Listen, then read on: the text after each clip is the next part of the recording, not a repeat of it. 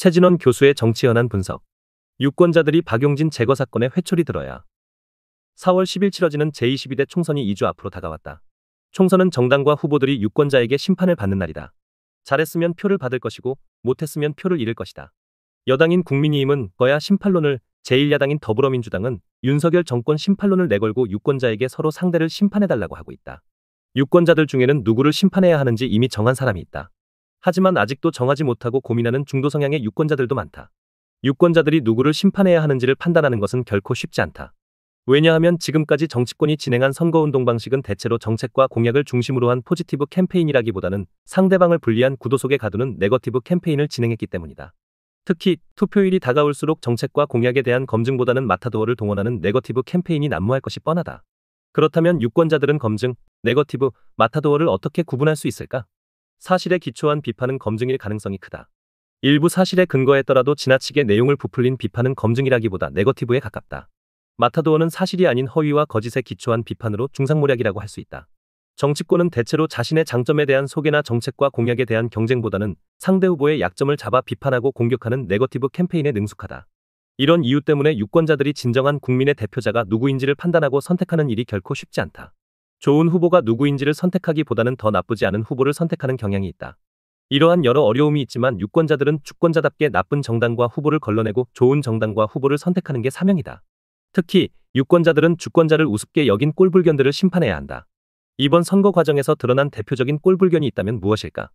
여러 가지가 있지만 으뜸은 민주당 강북을 공천파동일 것이다. 왜냐하면 강북을은 지역구 현역인 박용진 의원을 공천해서 배제하는 과정에서 지역 유권자를 우롱하고 우습게 여기는 추태를 유난히 많이 보여줬기 때문이다. 민주당 박용진 의원 공천 탈락은 대한민국 정당사에서 오래도록 길이 남을 사건이다. 지역구 주민의 뜻과 다르게 국민 여론을 거슬러 당권을 쥔 권력자가 박용진 의원을 끝까지 배제하는 비명행사 공천으로 국회의원을 제거할 수도 있다는 것을 생생하게 보여줬기 때문이다. 민주당은 지난 22일 성범죄자 전문 변호 및 2차 가해 문제로 서울 강북을 후보직을 사퇴한 조수진 변호사를 대신하여 이재명 대표의 최측근인 한민수 대변인을 전략 공천한 바 있다. 차순위자인 박 의원을 의도적으로 배제한 것 아니냐는 비판에 대해 이재명 대표는 박 의원은 두 번의 기회를 가졌지 않느냐며 반박했다. 하지만 한민수를 공천한 일은 이재명 사당화와 당권 대권 경쟁자들의 싹을 자르기 위한 박용진 찍어내기용 사천이거나 삼중 족쇄를 안고 경선에 참여한 박용진 의원을 끝까지 제거한 비명행사 공천으로 보는 게 적절할 것이다. 민주당 강북을 공천이 박용진 제거로 마무리되고 이재명 사당화가 최종적으로 완성됨에 따라 2022년 민주당 전당대회에서 박용진 의원이 공천을 걱정하지 않는 당을 만들겠다던 이재명 대표의 약속은 끝내 지켜지지 않았다. 이번 사건은 대권 당권 경쟁자의 싹을 모조리 잘라내려는 이재명 사당화 공천의 대표적 사례로 보는 게 적절하다. 서울 강북을 공천 과정은 민주당의 시스템 공천이 얼마나 불공정하고 부실했는가를 보여준다. 두 차례나 후보가 낙마한 건 그만큼 사전검증이 부실했다는 얘기다. 박용진 의원과의 경선에서 이기기 위해 자객 공천으로 투입한 정봉주 전 의원과 조수진 변호사의 자질과 덕성은 참으로 기가 막혔다. 입이 거칠기로 소문난 정봉주 전 의원은 발목질에 경품 망언을 했다. 그는 피해 군인들에게 사과했다고 주장했지만 거짓말로 드러났다. 인권 변호사로 불린 조수진 변호사는 지역 유권자의 주권을 무시하는 길에서 금배지 주었다는 망언을 서슴없이 하다가 끝내 아동 성범죄자 변호 내용과 2차 가해 내용이 허물로 밝혀지면서 후보직을 사퇴했다. 민주당의 시스템 공천은 한마디로 불공정 부실검증이어서 길 가다가 돈지갑 줍듯이 배지 줍는 행위로 전락했다. 정봉주와 조수진이 사퇴함으로써 길 가다가 배지를 주운 사람은 결국 이 대표가 친명으로 꽂은 호위무사 한민수였다. 이런 코미디가 어디 있을까? 박용진 제거 사건을 가슴 아프게 지켜본 유권자의 상처난 마음을 전혀 헤아리지 않는 막가파식 친명 꽂기가 또 어디에 있을까? 어쩌다가 유권자의 신성한 국민주권이 길에서 주운 물건으로 취급당했을까? 프랑스의 저명한 사상가 장 자크 루소는 사회계약론에서 국민은 투표할 때만 자유롭다, 국회의원이 선출되면 국민은 다시 노예로 전락한다라고 지적한 바 있다.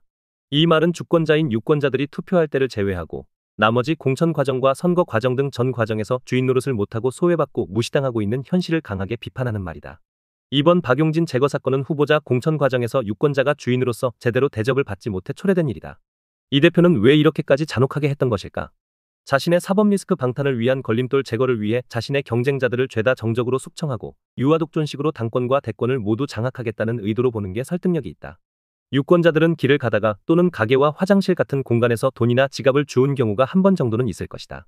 이때 습득한 돈이나 물건을 주인에게 돌려주려고 시도하지 않는다면 점유이탈물 횡령죄로 법적 책임을 지게 된다. 따라서 우연히 주운 돈을 본인이 소유하거나 사용해버린다면 법적 문제로까지 불거질 수 있다. 그러니 반드시 주인에게 돌려주는 게 상식이다. 마찬가지로 길 가다가 주운 배지는 자기 것이라 우기면 안 된다. 주권자인 유권자들에게 반환하는 게 상식이다.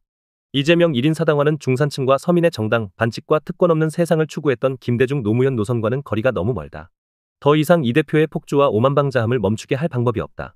이제 남은 것은 유권자들이 직접 회초리를 들고 꾸짖는 방법뿐이다. 이재명 사당화와 헛된 권력장악의 망상을 멈출 수 있도록 유권자들이 따끔하게 회초리를 드는 수밖에 없다. 찐명횡재라는 개파 줄서기로 공천을 받아 의원 배지를 달면 이들이 과연 민의와 민생을 대변할 수 있을까? 의원 자율성이 낮기에 민의와 민생보다는 온갖 특권과 특혜만을 취할 것이 뻔하다. 길에서 배지 주었다는 후보에게 회초리를 들어야 한다. 어쨌든 여든 야든 과오를 인정하지 않는 오만한 권력을 심판하는 건 유권자 몫이다. 그래야 국민을 더 이상 우습게 보지 못한다. 유권자가 오만한 권력을 견제하고 심판해야 지엄한 국민주권의 원리를 세울 수 있다. 유권자의 시대적 사명이다. 더 칼럼니스트